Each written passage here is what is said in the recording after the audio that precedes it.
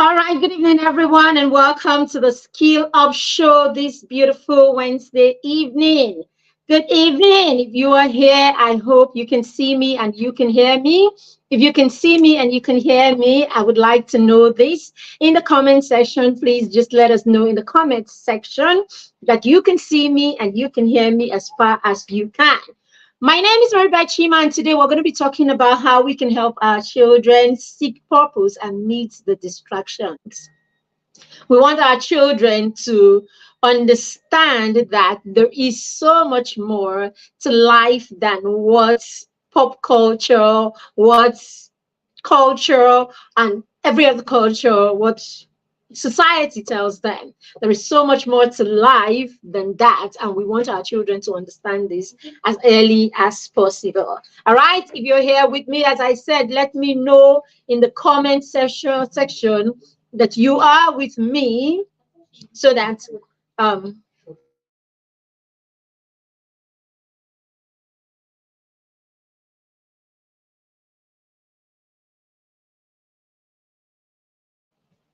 all right, sorry about that. I needed to do some housekeeping. All right, then. So, welcome. If you're here, let me know that you are here and let me know where you are watching me from. All right, if you're watching me or you're joining me on Facebook, let me know that you're joining on Facebook. If you are on Instagram, let us know that you're also on Instagram. And if you are not one of our followers on Instagram, hey, why don't you go ahead and follow? Because there's so much that goes on here that you want to learn. There's so much to learn in the community and what we do in the community through what we do in the community. Yes, and if you are on YouTube and you have not subscribed to our YouTube channel, what are you waiting for? Okay, we have resources, endless resources on YouTube that span over 4 years. And yes, there's always something to learn from the community. So why don't you go ahead and subscribe to our YouTube channel and be a part of what we do here. All right, so welcome, welcome, welcome. If you are with me, don't just stay in the background.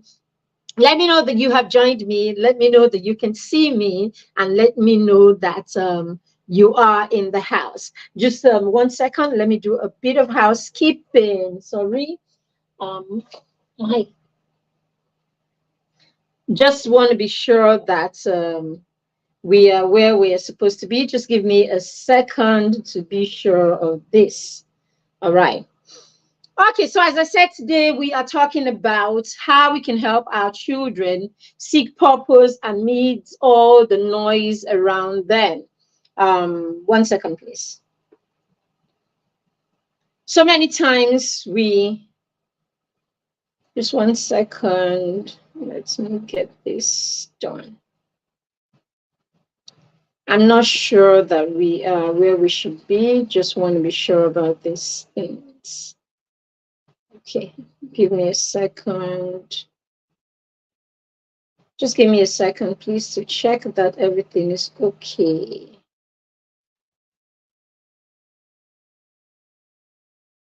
Okay.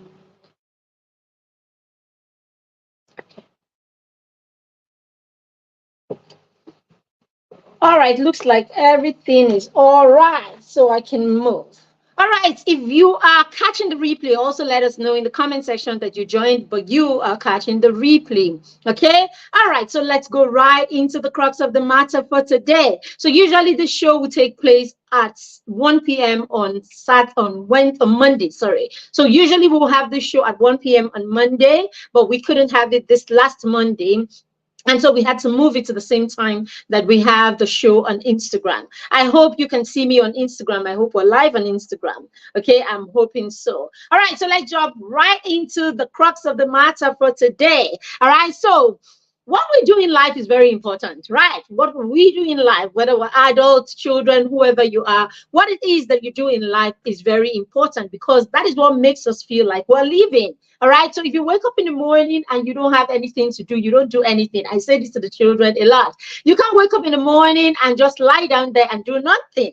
You can't wake up in the morning and just faff around, right? The fact that you can do something is what makes you feel like you are living. The fact that you can do something is what makes you different from a lower being or a lower, it's what makes you feel active active, right, and capable, right? The fact that you can get up and do something. And we know that even for some of us that are impaired in one way or the other, it doesn't still stop you from getting up and being active. There is always a way that you can be active as a human being. So as human beings, we are active. We were created to be active. All right.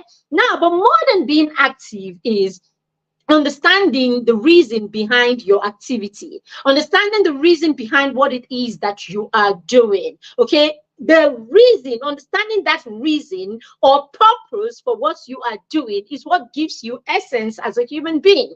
So this is where purpose comes in, the understanding of the why behind what you are doing. So if you do a thing, basically you are just active, right? When you do a thing, you are active, you're moving, you're moving, and that can be propelled by somebody else, can be propelled by yourself, can be propelled by anything. In fact, by virtue of the fact that you are a living thing, you move. All right. So basically, that's what happens when you move, when you do the things that you do, right? You are just being human. You're just being a living thing. You're just being a living organism. All right. You're just being a living thing. Even plants move, isn't it? I'm sorry, network. The why behind the activity, the why behind the movement, that is what gives you essence as a human being. That is what brings a sense of satisfaction to the life that you live. The fact that you now understand the why behind it. So this is why it is necessary as parents that we want to help our children, or we want to make sure that our children understand the why behind everything that they do. All right. This is clearly what is going to mark the difference between this generation that we are raising from the generation that we came from. All right, we came from a generation where our parents didn't have to explain a lot to us about, why we had to do the things that we had to do. We were basically ordered around and told to obey the last order. In fact, in many cases, it came across, right? In most cases, right? That's what I'm saying. I'm sure, because there are cases. I mean, I've met people who said, oh, it was different with them. Even way back, their parents would explain the why and make them understand the why and all of that. But majority of us, right, didn't come from that kind of upbringing, where parents took their time to make us understand the why behind the things that we had to do. In many cases, it was actually seen as rude when children even inquire, right, for the reason why they had to do the things that they had to do. And as a result of that, many of us from our generation were raised to just follow, were raised to just do, were raised to just move around like some sort of robots, where you are told to move and you move, you are told to do and you do, and you didn't have a right, or you were not allowed to question what you were asked to do. Now, sadly, this is like many years. Some of us are, depending on what generation you belong to. All right, most of us are between our late 30s and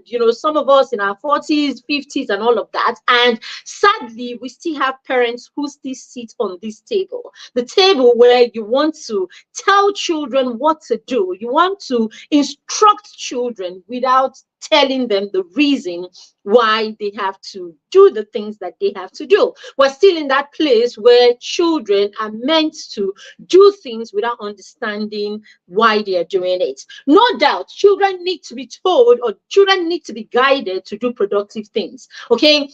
We need to bring our children to the space where our children understand the place of productive endeavors, right? But more than just getting them to do things that are productive is helping them understand the why behind what they are doing. It's helping them understand the reason why they need to do the things that they are doing. So it is the why that certainly makes the difference in all of that. Okay, I said that when you know your why, is certainly better than when you know the how. Okay, so it is said over and over. My coach says that over and over again, that knowing the reason behind a thing is actually better than knowing how to do that thing. All right. And most of it, as I said, most of, why some of us still find ourselves in that place where we want children to do things that they do not understand, or where we feel like the children are being confrontational when they ask us for why. Okay, it's because of where we're coming from and how we were being raised. Okay, but we are parents, or we're 21st century parents, and we're raising a different breed of children. So yes, you must put yourself in that place where you can explain to your children why they have to do the things that they have to do because of the kind of children that you are raising today. All right, now let's look at a few things, right? Let's look at why we should.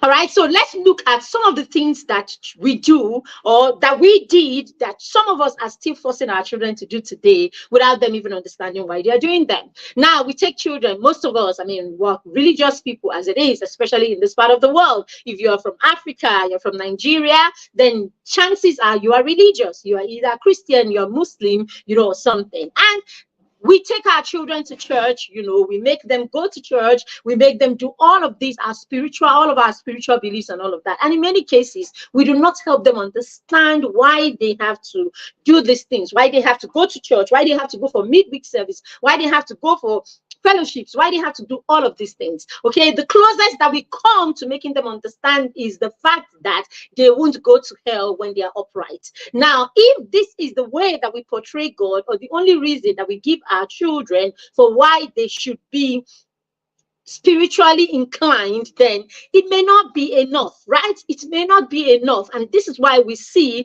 when children grow old enough to start being afraid of what God would do to them, okay, or when they get to the point where they start being they stop being afraid of the what you call it, of the villain that we have made God look. The moment they begin to understand from their own perspective that God is not exactly the villain that we paint him to be, then you realize that they begin to tell or interpret certain things to themselves. So you hear things like, oh, God is a forgiving God, he's always forgiving and all of that. Sometimes that's the leeway for children to do whatever it is that they have to do, because the only reason that you gave them to do the right thing is because if they don't do the right thing, they'll end up in hell. So the moment you understand that, okay, this same God is a forgiving God, okay, and so it means that if he's a forgiving God, he will forgive me and I will not go to hell. So you find them doing all kinds of things. Okay, that's why you see the liberal kind of religion that we have. Sorry, let me pack this here, it's being distracting.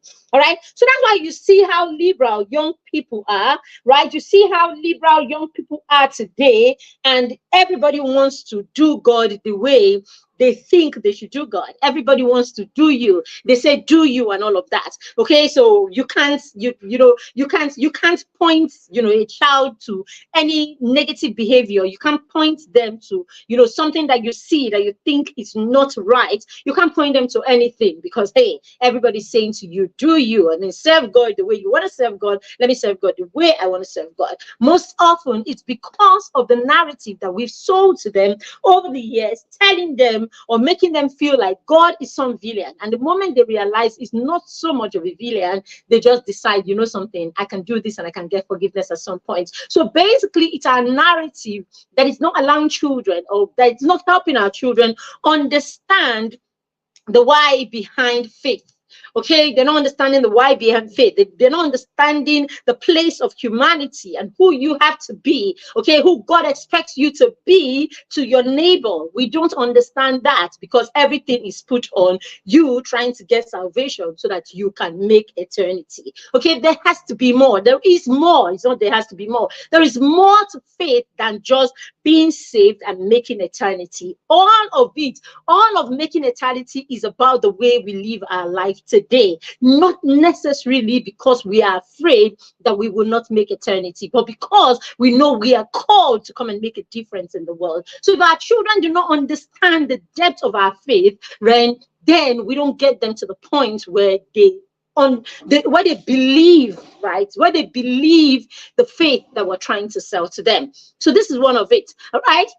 We tell children they need to go to school so that they can come out and have good jobs and become successful. Now, this is the reason in many cases that we make children think they need to go to school. And so they get to a point and, hey, they begin to ask you the question, oh, if I go to school and I get a job and I work, so that what will happen? So that I can make money, isn't it? And then they sit down in their homes these days and they can simply just twerk on TikTok or simply just dance around on TikTok, come out in their towels, jump in their clothes and all of that. And monetization is all around and they're making money. And they're asking you the question, Shay, you said the end point is money. Look at the money now. So why do I have to do this? Why do I have to do that? Why do I have to do this anymore? Since the end point is money, or the end game is money. Okay, so a lot of times it is how we project these things, the why. So we're either not telling our children the why, or we are giving them the wrong why behind why they need to do the things that they have to do. It is the same reason you will see a young girl come and tell, come boldly and speak to young girls or young children and tell them, whatever you do, make sure you marry a rich man. It's the same reason. I mean, it's the same reason. Basically, it's the end point. The end point is that you get a man. So the end point of marriage is that you get a man who can take care of you, who has money. So the end point is money. So why won't we have cases where you see something goes wrong, the man hits the rock, and then the money is not there? Of course, from the beginning, the end point was that she marries a man who is rich. Whatever you do, marry a rich man.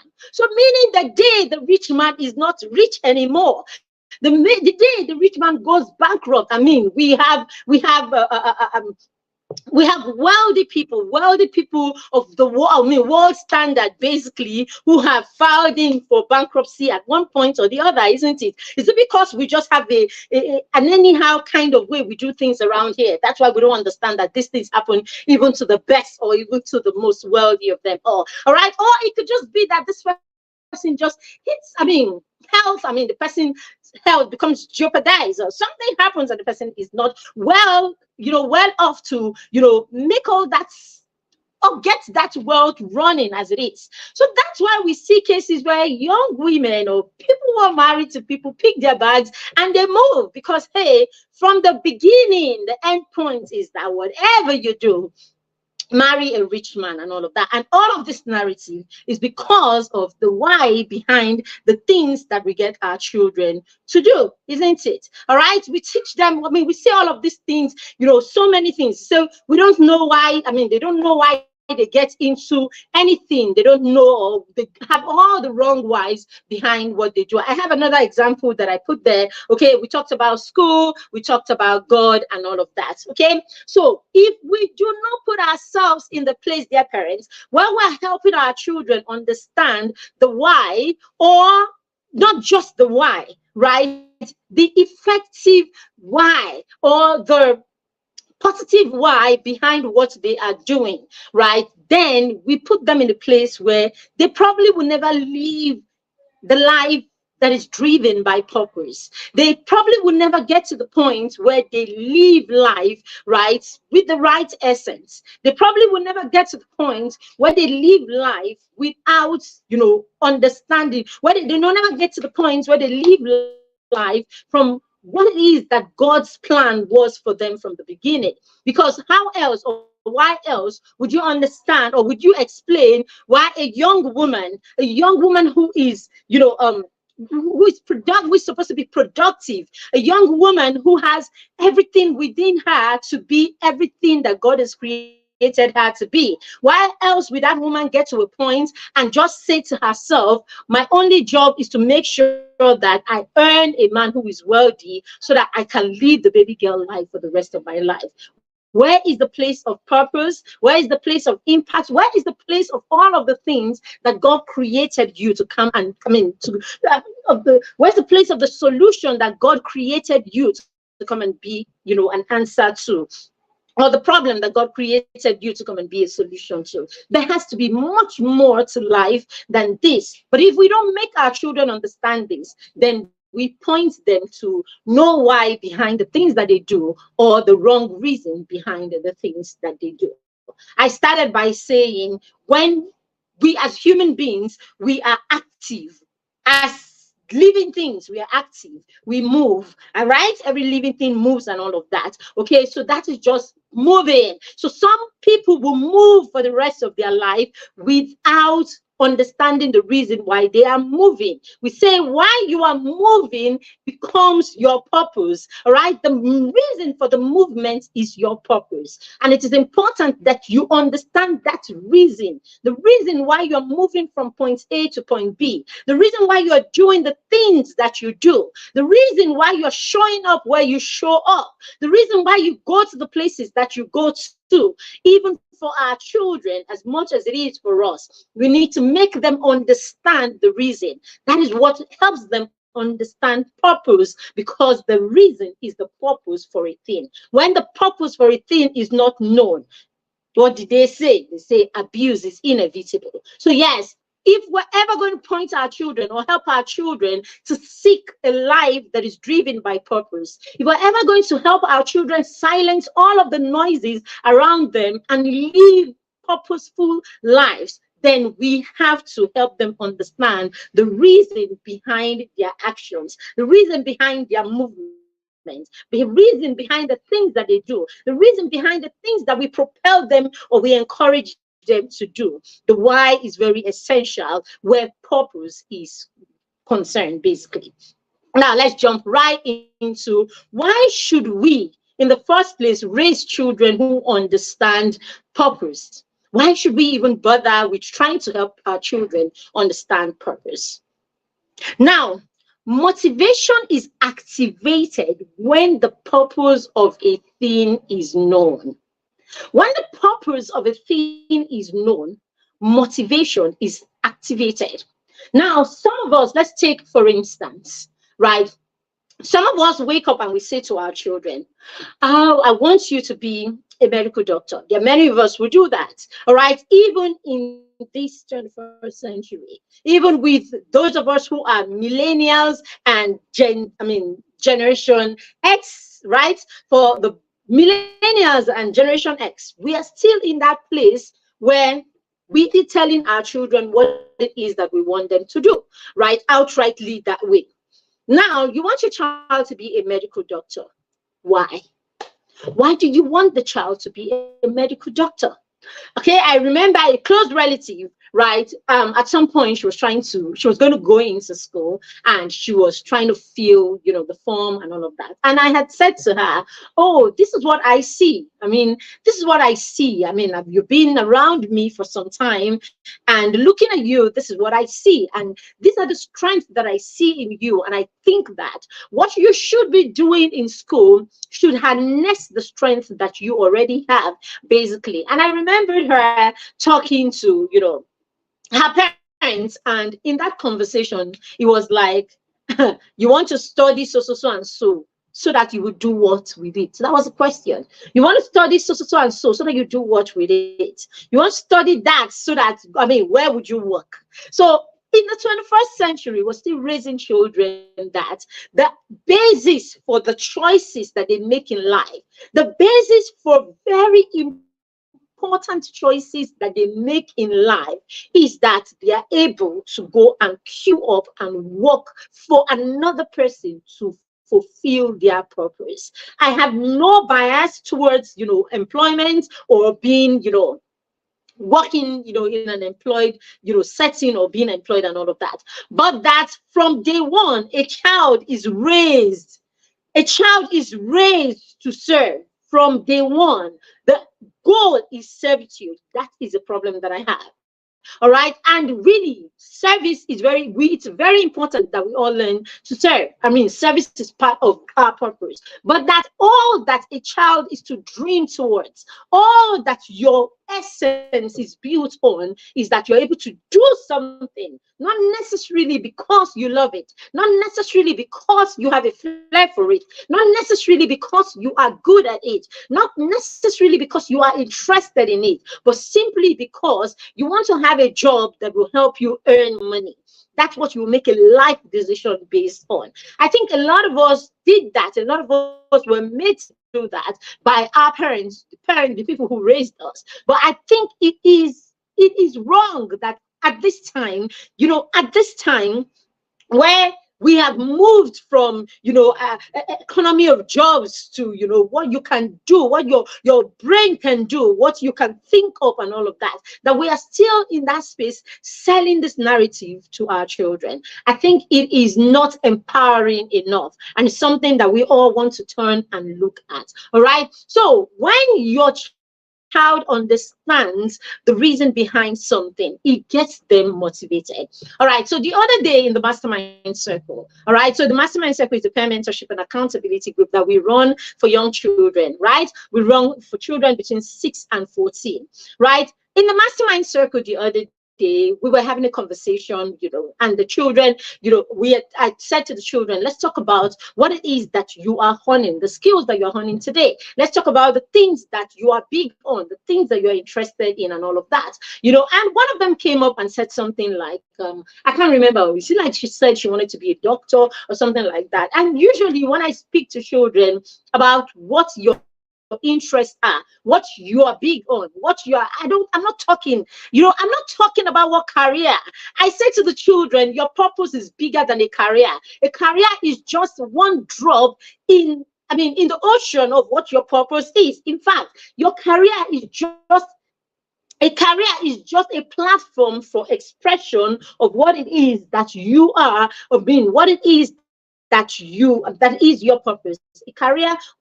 A career is just a mode of expression. So I said to the children, now this is how I want you to look at it. All right. For you to arrive at using that platform or using being a medical doctor as an expression, these are the kind of things that show the scene. One, for instance, this could be you, this 10-year-old, this 12-year-old, and you just love to be supportive, right? So mommy comes in and mommy is tired from work, and you're like, hey, mommy, are you okay? And everything. Would you like a glass of water? You are that person that is asking everybody, would you like a glass of water? Are you okay? Are you feeling all right? You are that person that is looking at your dad, after a hard day, and you're like, oh, dad, you look really stressed up and all of that. Are you okay? And it's like, I'm not feeling too well. I have a headache. Would you like me to get you something to take? And it's like, oh, get me the the first aid box or something like that. You get there. What do you want? And it's says, oh, paracetamol. You get it. You administer it and all of that. Now, this is the kind of person that you are. You are that person that when you are outside, you see, an elderly lady and all of that. You're always, hello, ma'am, are you okay? Are you feeling okay? Would you like me to hold this for you? You see someone carrying a bag. You are compassionate. Ordinarily, you are compassionate. You care about people. You're concerned about what other people are going through. You are in school. Your classmates falls in the playground, and you are that person that rushes to help her. And sorry, 1 second.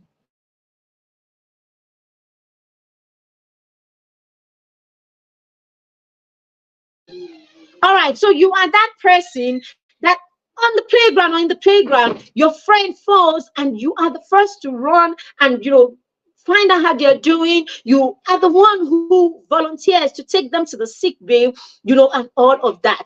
You are that child. Your room is always nicely set. You are organized. You are that child that is meticulous. When you are in the kitchen, as you're cooking, you are cleaning. As you're cleaning, you put things in the right place and all of that. You are organized. You are meticulous. You see things through to the end. You are careful. Now, when these are the attributes that you have, when these are the attributes that you have, and these are the characteristics that you have, what does this say to you? Because basically, your purpose is everything that you are. Your purpose is, your temperament, your personality, the things you are interested in, who you are, what you are, how you move, how you carry yourself, the things you love, the way you express yourself. All of this, God is not God doesn't gamble. Okay, before we were created, He had a reason for us.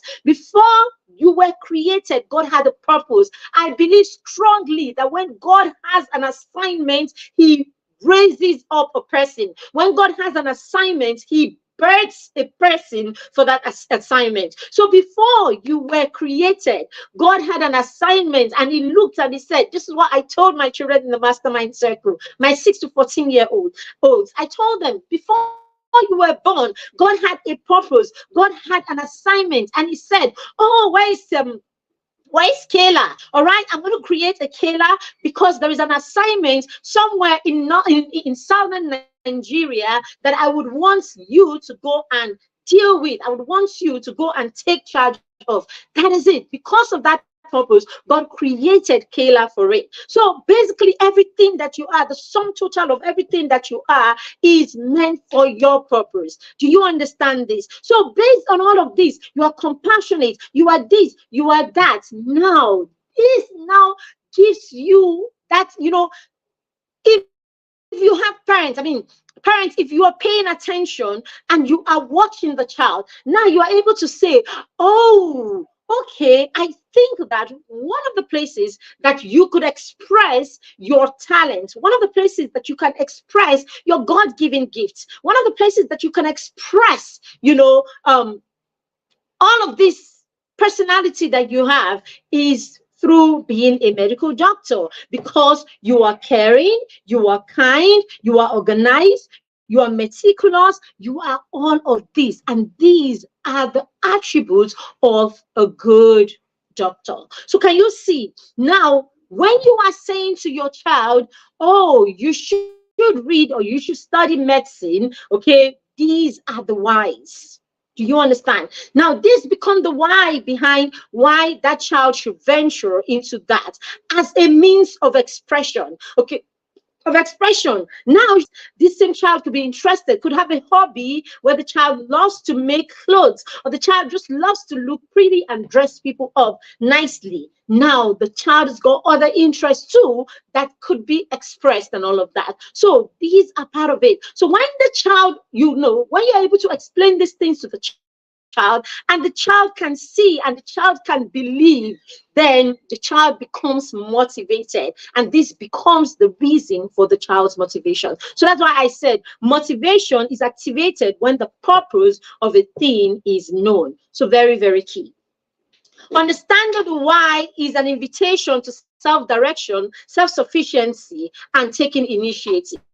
So yes, another why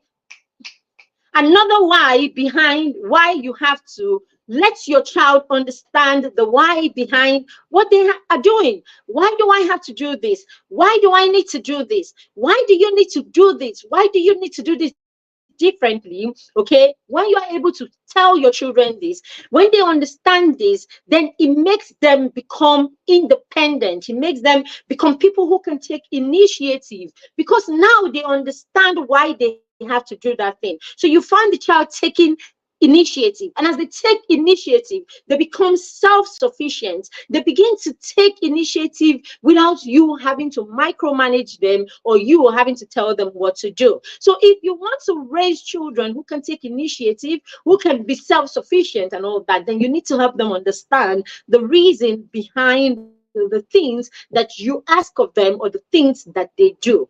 Once they do, that they're able to take initiative and run with that project and run with that activity without you having to micromanage them. It leads to ownership and passion. That's number 3. Number 3, it leads the children to own the process, right? And to become passionate about what they do. Because as I said, you have sat down and you have talked to your daughter, right? Who is compassionate, who is kind, who is careful, who is meticulous, who looks out for other people and all of that, and all of a sudden she has just finished writing JAM, or she has just finished writing IGCSE and all of that, and she's going to university and she's a bit confused. I'm not too sure about what I'm going to study. And you're able to say, "Oh, sweetie, you are this, you're this, you're this, you do this so well, you do that so well, you look like this, you do like this," and all of that, or perhaps, and all of that. And the child is able to say, "Oh, I get it, and all of that." Now the child understands it, and now this becomes the basis for the child's passion. The child is able to own it, because now the child sees that it actually emanates, it's from within her, and not from you trying to impose something on her. So the moment we understand and we use the why, right, for everything that we involve our children in, or the things that we propel them towards, then it allows them to take the lead, okay, and be passionate be passionate about the things that they do. Number 4, it brings about impact. When children understand the why, when they understand the why behind, and then it's coming from what you have seen. That's why we'll be looking at how you're going to help them with this. After this, we'll be looking at how you're going to help them with this, so that you now know what you have to do in order for you to be able to help them. All right. Now, when the child is able to see and believe you, so what happens? It allows, through the passion that the child begins to build. Remember, I said the child will become passionate, and then of course the child will be able to take ownership of their process. Now, taking ownership of your process and becoming passionate, okay, these are 2 ingredients for impact. Now, this kind of person, or this young person, this child that you have, that you're able to bring to this place where the child understands, why, and the child is now passionate about it, and the child is now driving their process. This kind of child is not waiting to be rewarded for them to take this a notch. They do not wait to be promised anything for them to want to impact other people, because now they understand why they're doing what they're doing, and they have become passionate about it. So passion drives you to want to touch the next life. Passion drives you to want to teach another person. Passion drives you to want to make things better for other people. Passion drives you to do without being rewarded. That's the good thing. And the good thing about it, when passion is involved, when impact is involved, okay, without even asking for it, automatically you are rewarded. So that's why a lot of times I say to parents, the things that you're pointing your children to and making them focus on, these are fruits that will come from when the children do things from a place of understanding, okay, because they understand the why. When they understand the why and they get into those things themselves and they own it, all of that thing that you have been trying to chase or you're trying to put before them, they will get even much more than it. But you see the good part about it, it becomes about the child and it's not about you anymore. That way the child gets a sense of satisfaction from it. The child is fulfilled and it becomes the child's essence. When all of these are in place, we now say that the child is living a life that is driven by purpose and not driven by, some other person pushing them or some other person dragging them. That is why you see a lot of times how children will be dragged by their parents to do the things that they do not want to do, the things they're not interested in. And you see them practically wading through it all the time, practically just being dragged because they don't have a choice. At the end of the day, we raise children who are not fulfilled. We raise children who do not live their dreams. We raise children who practically lived their life through trying to fulfill your own dreams.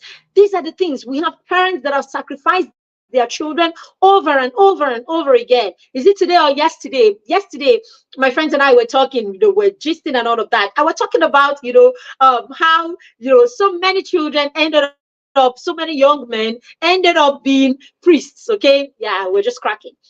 But it's a reality. We don't have so many young men and women ended up in the religious life sometimes simply because somebody wanted to become Mama Fada. All right. It happened, especially in the Southeast. We have cases like that where, children are just pointed and propelled towards certain things, right, for our parenting ego. Okay, a lot of children have been dragged into fields like medicine and engineering and law and all of that, and they practically struggled through it simply because it's a passion. It's something that they never grew a passion for, something that they were not interested in the first place, something that they never got to understand the why, behind it, and the why wasn't strong enough for them to own it. So basically they lived 10, 5, some of these children will go in there and have to fail, their MBBS exams and whatever exam, and they'll have to repeat. And, all of this happens to, ends up happening to these young children simply because they are trying to live a parent's dream and all of that. And as parents, somewhere at the back of our minds, we just keep telling ourselves we're doing the right thing for our children, even though we know that it's our own egos that we're trying to appease, right? But I am here to say, basically, we do not need to have young people sacrifice their lives just so that we can have bragging rights. It's wicked. It's not anything any parent should do for their child to their child. If our parents did it to us, we shouldn't do it to our children. Some of us are now, we went through that whole process, and all of that. And today we have conversations. I would be like, oh, look at me, I turned out right because. But then again, if you step back and do a bit of reflection, you'll probably find out that somewhere in there, okay, you never got that fulfillment. You probably have still not gotten that fulfillment. I wrote a post today and I said in that post, if you do not find you, you're not able to raise a child who knows who they are. So find yourself and then become, right? Because if you don't find yourself and become, you will raise a child that will be trauma prone. You will raise a child that will practically not find themselves because you were not able to find yourself. So many of us are practically just waiting through life, with the choices that our parents made for us. And we've not been bold enough. We've not been bold enough to stop, reflect, and find ourselves. It's something that you want to do for yourself. You want to do for your child. You want to do for your children.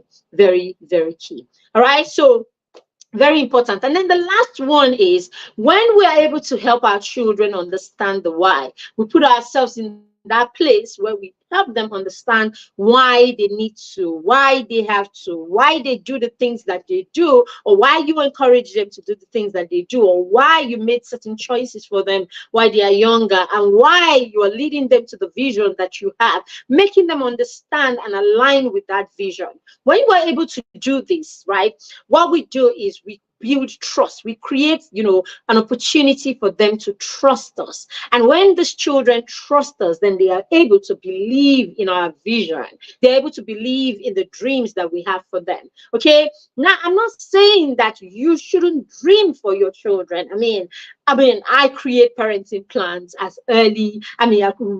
We created our parenting plan even before our children could impute in it, isn't it? Now, the mistake that you would make is when you create those plans, okay, that you insist on those plans, and when the children come of age, you don't allow them have an input in the plans that you have created for them. So when they're too young to understand, or they're too young to impute in the plans that you have, by all means, go ahead. That's why we're custodians. That's why we are gatekeepers. That's why we are guardians. That's why we're the guardians. That's why we are everything that God has created us to be in their lives, because of course God understands that, okay, as young children they won't be able to make all of these choices for themselves. But there is a place of when they come of age that we're able to allow them participate in their own lives.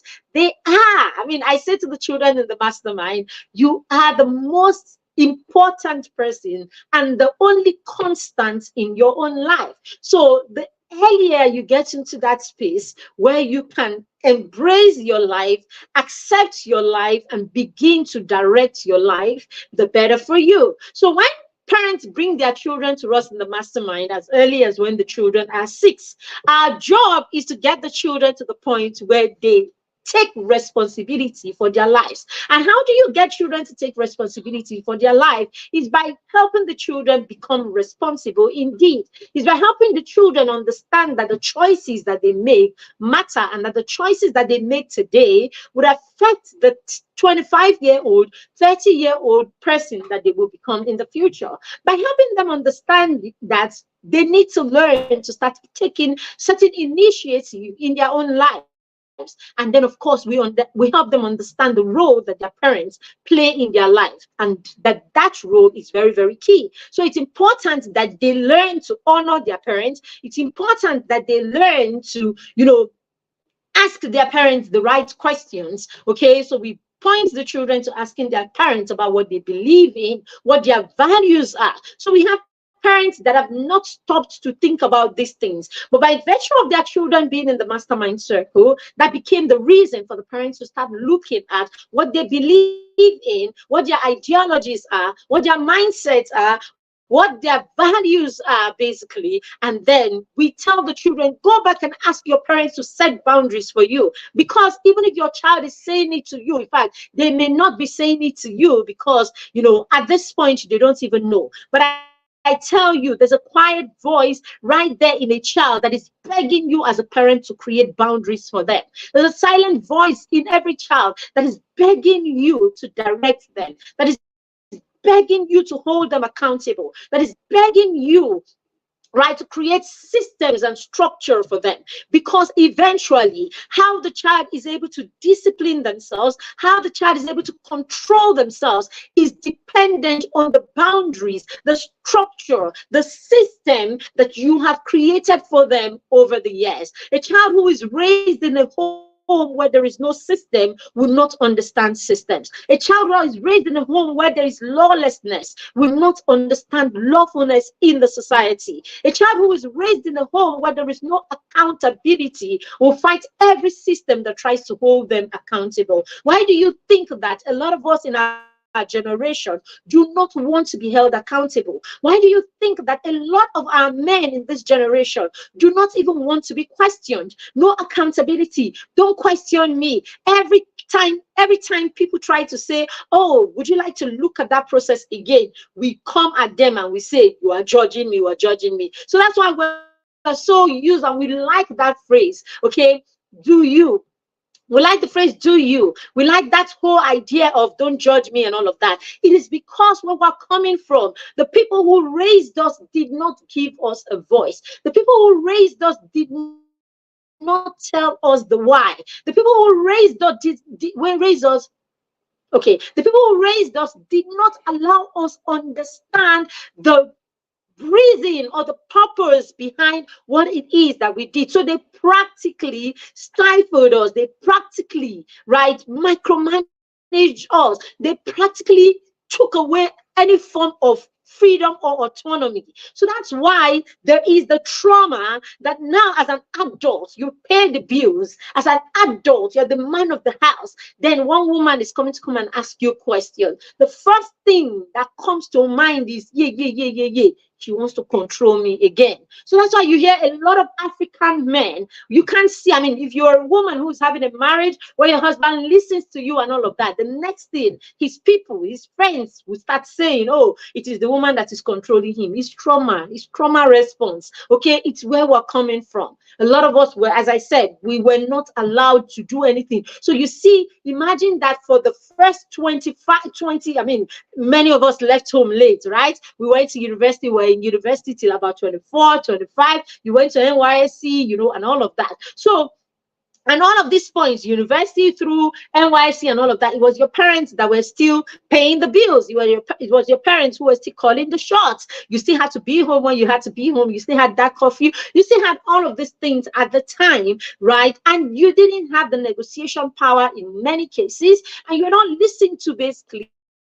Okay, depending on the home that you're coming from. Okay, so I'm talking, I know that there are cases that are, different, but majority, this is what it was. So basically, you didn't get that autonomy or that freedom until you were somewhere in your mid-20s, some people in their late 20s. I mean, a lot of us had to stay even in our parents' homes till we eventually got married, isn't it? So at 25, 26, 28, you are still under your parents' roof, practically being controlled and being, basically by your parents. So the moment you just get married and boom, you now are free. And then what happens? You're now 28, you're 29, and then all of a sudden one husband all of a sudden is now trying to put you in that space where you just came out of your parents' house. The first thing that your subconscious mind tells you is fights.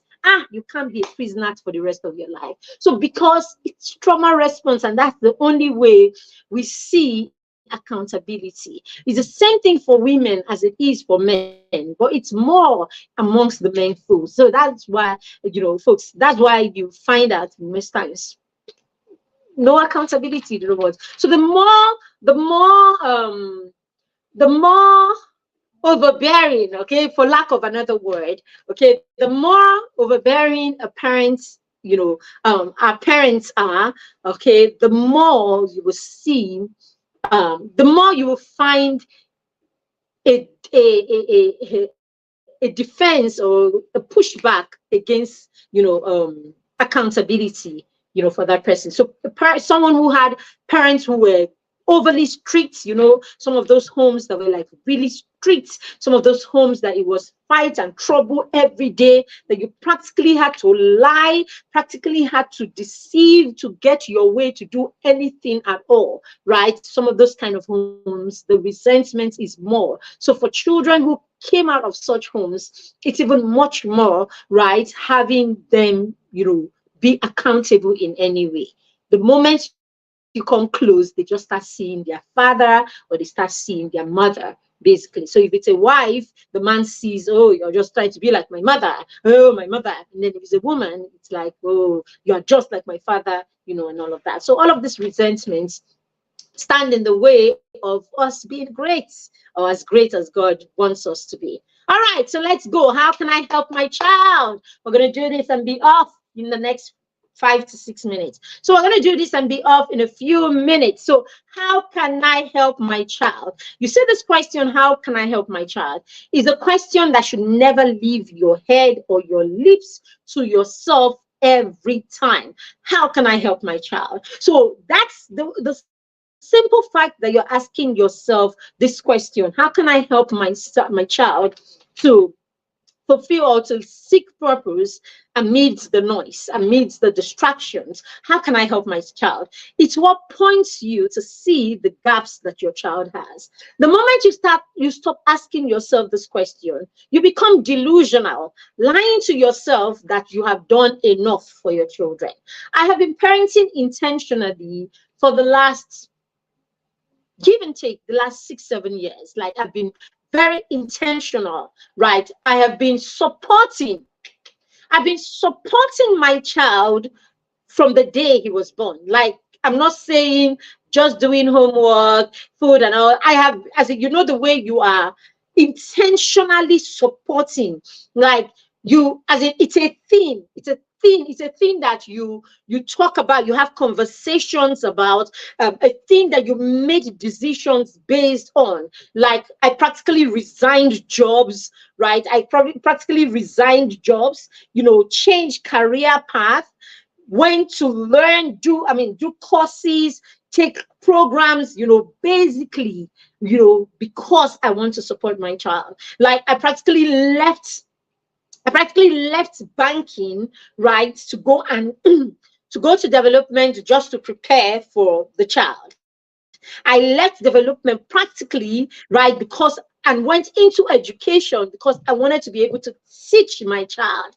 And in education, I left administration and went into the classroom because I wanted to be able to take a subject and teach my child to, that's how well I have been, in tune with my why, right, where being a parent is concerned.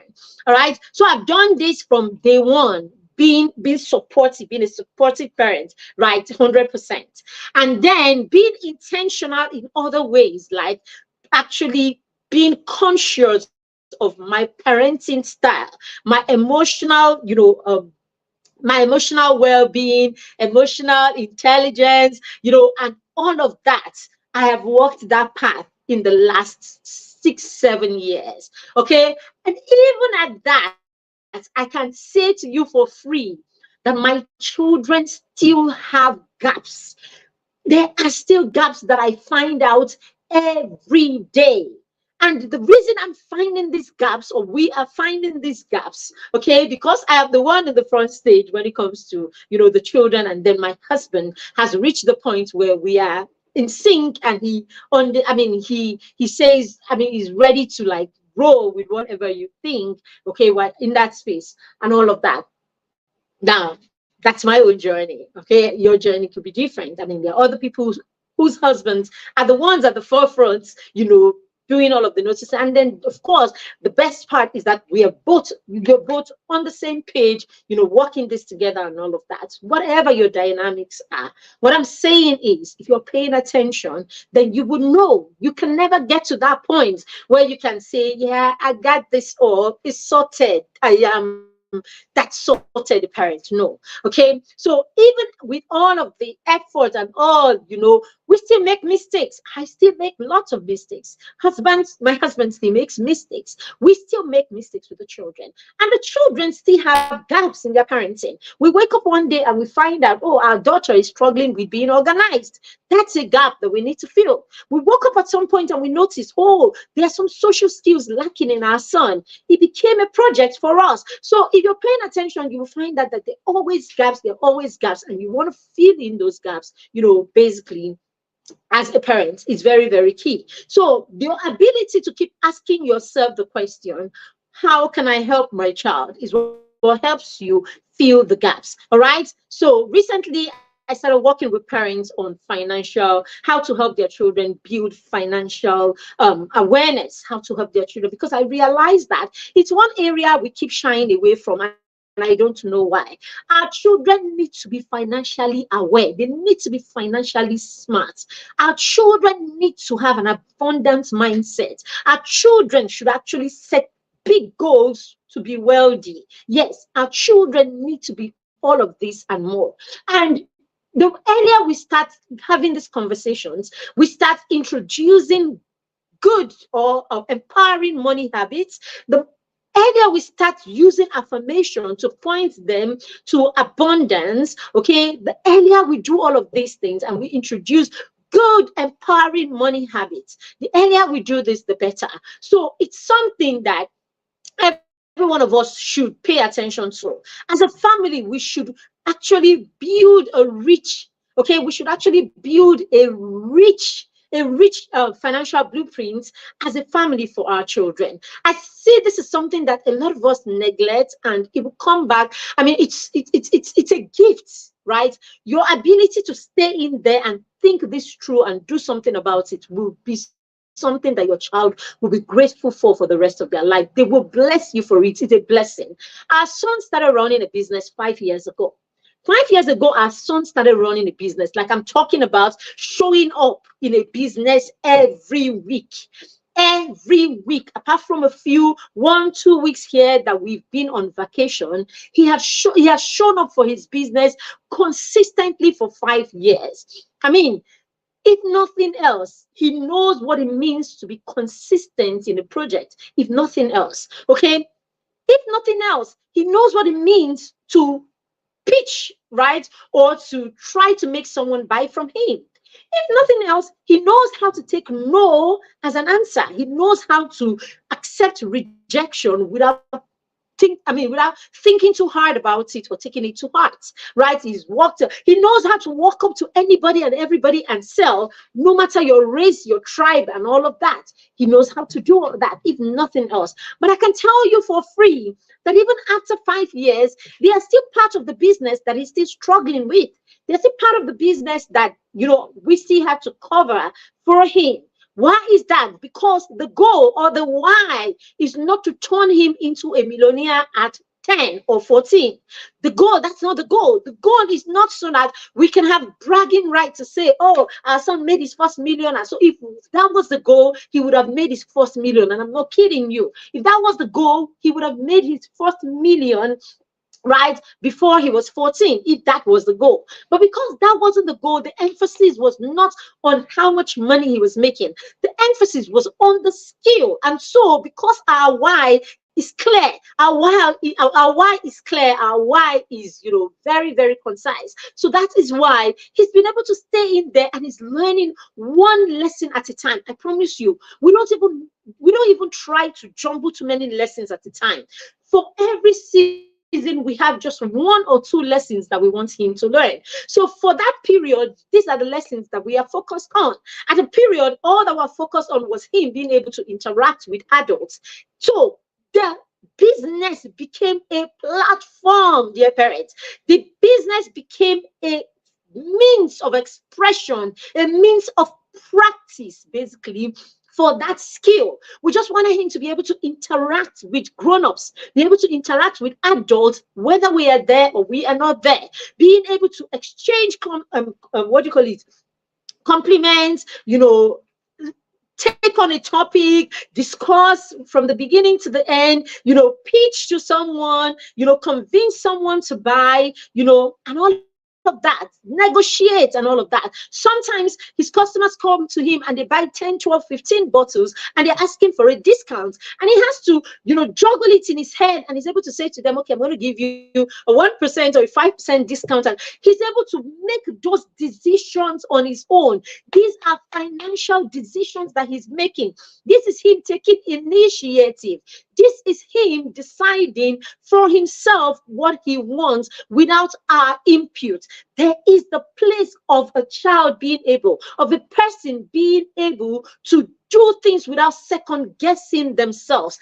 This is a platform for this. Now, because I know all of these things are very important and we take them for granted as parents, that's why I put together, okay, in the academy, we put together a masterclass, right? A masterclass this Saturday.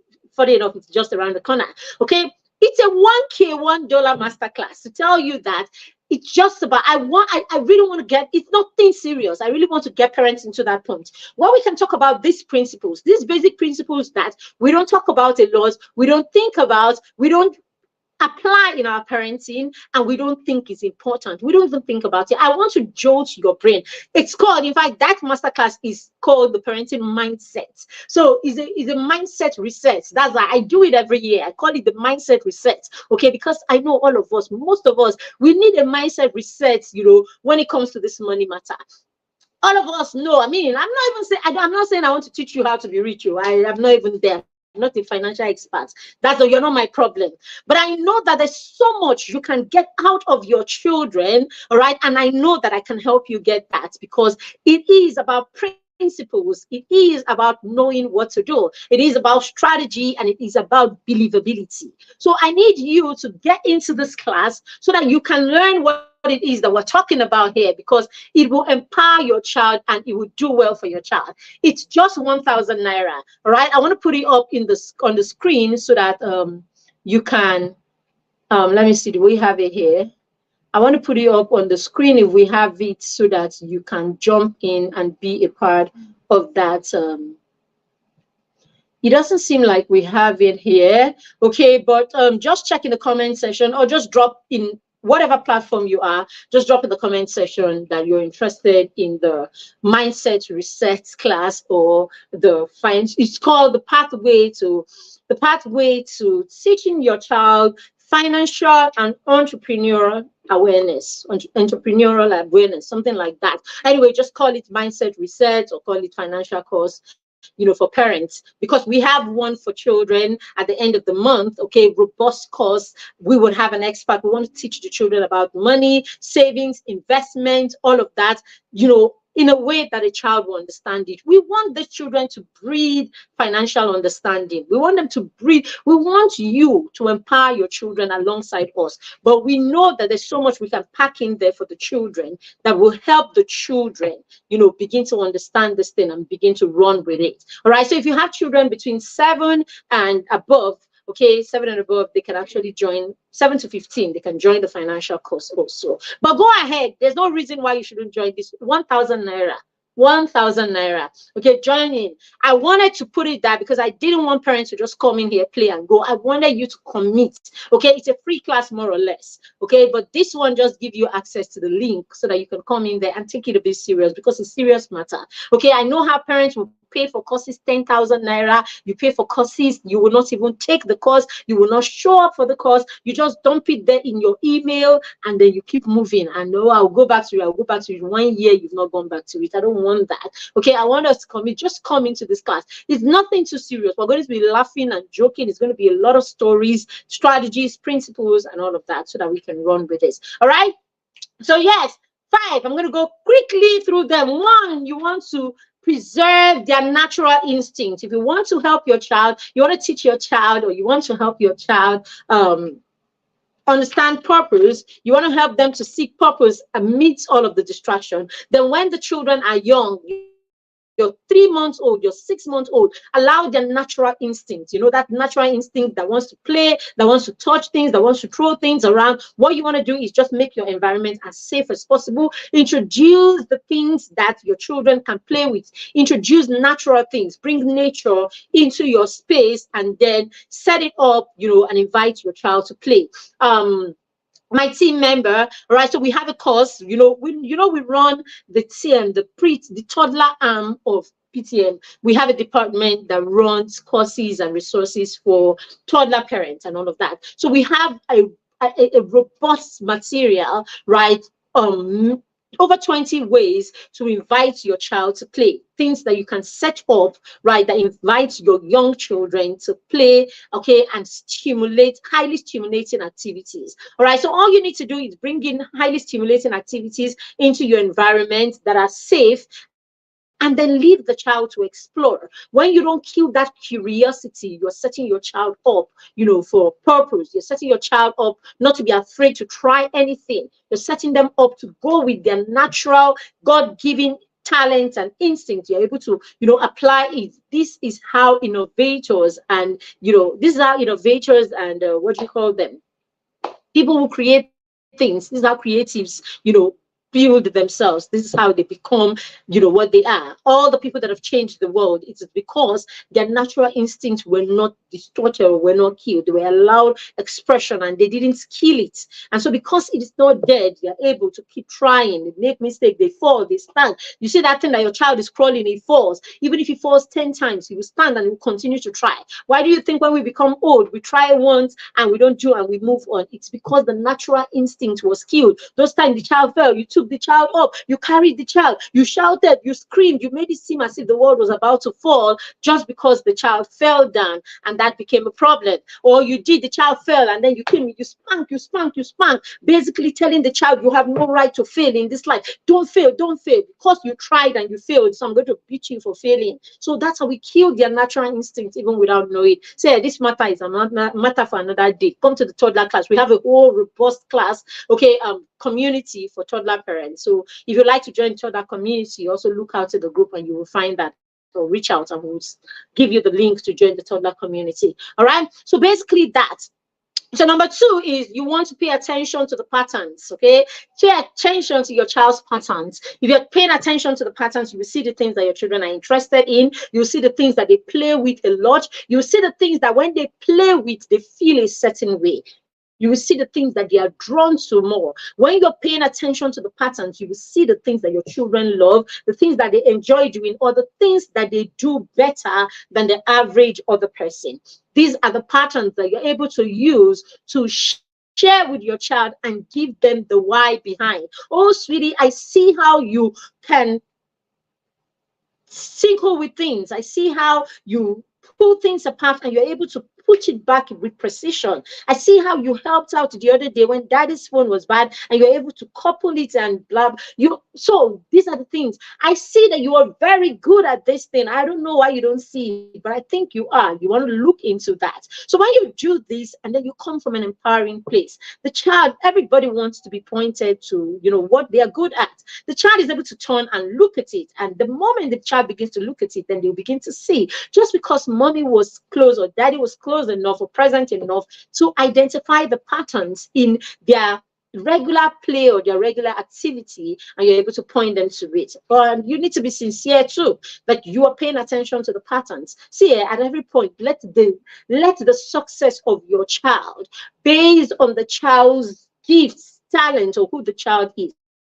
Let it be what drives you, not your ego and how you want people to see you. Parents, to thyself, be truthful. That's all I would say. All right, the next one is you want to model service, volunteering and service. You want to bring your children to that place, right? You want to have them see you volunteer for rich or good causes. You want to see them, you want to volunteer, you want to be at the forefront of things that are, that are for good. things that are for humanity, things that are for the community and all of that. When you are a parent who is constantly volunteering, your children see you in this space, then it's very easy for your children to tour the same lines, very easy for your children to become this kind of people. Sometimes you volunteer with them, you go with them, you do this. Volunteer in church. You and your children alone can go to church and clean the seats in the church, clean the pews in the church every Saturday. It becomes a project that you as a family. So, of course, when you do this, what do you think your child will be like when the child is 20, 25? Chances are the child will be doing this with his own family too at that time, just because you pointed them to this. So, if you want to raise children who will seek to live purpose, then you want to help them see what it means like to do or be of service from a place of joy, a place of fulfillment, a place of gladness. You want to have your children see this through you. You want to have them see this part of life through your eyes or through your actions, basically. And then number 4, you want to open the line of conversations, of meaningful conversations, right? Stop. I mean, I'm not saying don't gist with your children about movies and about shows and all of that. But when you reduce your conversations to gossips and, shows, I've seen parents discuss Big Brother. Sorry, I didn't mean to call the show. Okay, let me move on. I've seen parents discuss all kinds of disempowering or things that, discuss all kinds of reality shows and things that are not in any way, they have no depth. Let me leave it at that. Things that have got no depth with their children. So you discuss all of these really very shallow things. You have reduced your conversation with your children to hair, how much you bought. Yeah, don't touch that thing. No, you know how much I buy them. You know how much I bought it. You have reduced everything to what money can buy. You have watered down the essence of everything. So your children begin to profile people and profile everything. Your children see everything in life through the eyes of how much I can get, how much can come from me, how much money. You have reduced your children to think that wealth is about dollar, pounds, naira, and kobo. You think the Elon Musk and the Mark Zuckerbergs of this world, you think all of that wealth that they have built comes from simply what money, the currency. No, you're joking if that's what you think. It's deeper than that, right? It's deeper than that. If you don't have conversations that are deep, conversations that come from a place of, the solutions that you are creating, how you are changing, the status quo, how you are affecting policies, how you are changing the trajectory, how you are changing the narrative, how you are providing solutions for problems, if that's not where your conversation, you don't have this kind of conversations with your children, then you are not empowering them. Let that line be open. Come back and have conversations about what you're doing, okay, or what you do, basically, and all of that. So yes, you can gist about the movies and all of that, but let your conversations not end at just superficial things. Let your conversations have depth, okay, and let it be things that can empower your children and things that can propel your children to doing things that can affect humanity. Okay, and then the last one will be operating principles and values. Let your children know what your values are. Let your children understand principles. All right, let them understand seed time and harvest time. Let them understand these are the values. This is what we stand for. I shared a post the other day and I talked about how our son, at a point, we realized that our son didn't want to try the things that he is not good at. Okay, he only wanted to do the things that he was good at. So we realized that's a fixed mindset that makes you feel I'm good at this thing, so I'm an authority in this thing, and that's all. I'm not willing to try anything new because I'm afraid that I will fail and all of that. That's where these things are coming from. Now, when you don't know these things as parents, you will come with all the logic and all the gist about, oh, just let them do what they like, leave them. So there is more. We are the ones that are shouting, let the child be autonomous. But as a parent, you should know where to prioritize instruction and choices. Allow your children, teach your children how to come for this 1,000 naira course. You hear, we will have time to talk about these things. It's already 13 minutes late. We don't have enough time, but we'll be looking and talking talking about all of these things in depth. You already hear that I'm not talking about serious, how the brain works, how the brain connects, and I'm not talking about that. I'm talking about real life, everyday thing that you can touch, you can feel, you can you can understand. That's what we're going to be talking about in this course. But I tell you, I promise you, you will go with your toolbox full, knowing what to do and what kind of conversations to have, what to point your children to, and what it is to apply in your parenting, especially for your young children between 6 and 14. It's my expertise. Yeah, that's my place. So come in here. When we fix their mindsets, zero, take it from 0 to about 14. When your child, the foundation, you know how it is now. Even the word says when the foundation is not right, right? So when the foundation is not right, right? What can you build on? There's nothing to build on. All right. So that's why we're very big on the things we're talking about, because hey, we want to build the foundation basically. And these years are the times where you build the foundation. All right. One more one. All right. You want to, of course, let them see you pursue meaningful goals. Let your children see you pursue things that are meaningful. Let your children see you daily impacting lives. Let them see you doing something that is. Let them see you walking, running from, a birthday, running and leave, a celebration early just because you want to have a meeting to impact the life of other people. Let them see you doing something for humanity. Basically, that generally will point them. And I hope you know, doing something for humanity could just be you coming home to come and make sure that you finish a dress that you have been given to sew so that you can help that person have it when you said the person will have it, without having to lie and tell stories when the child knows full well that you were at a party as opposed to saying that you were in the hospital. It's all of these things. All right. So thank you very much, everyone, for joining. So yeah, you should jump in and take that toddler course. Jump in and be a part of that pathway course for parents. Okay, it's about financial and entrepreneur. We want to point them to entrepreneurial skills, and all of that to become aware of, that basically. And then the last one is let's invite you for the Mastermind Conference. So we have a conference between the 10th and 12th of May for young children. If you have children between 7 and above, then register them. It's a free conference. Yes, it's a free conference. Come and be a part of it. It's a conference for young people by young people, and it's a weekend from Friday to Sunday, so it doesn't interfere with school. So register them for the conference. If you look on my screen, you will see the details for the conference right there. Okay, you can just take a screenshot or just drop a message for us if you want a clickable link, and we'll make that available to you. Thank you very much for joining me. Thank you for being a part of this. I am sure. I hope you got value from the session.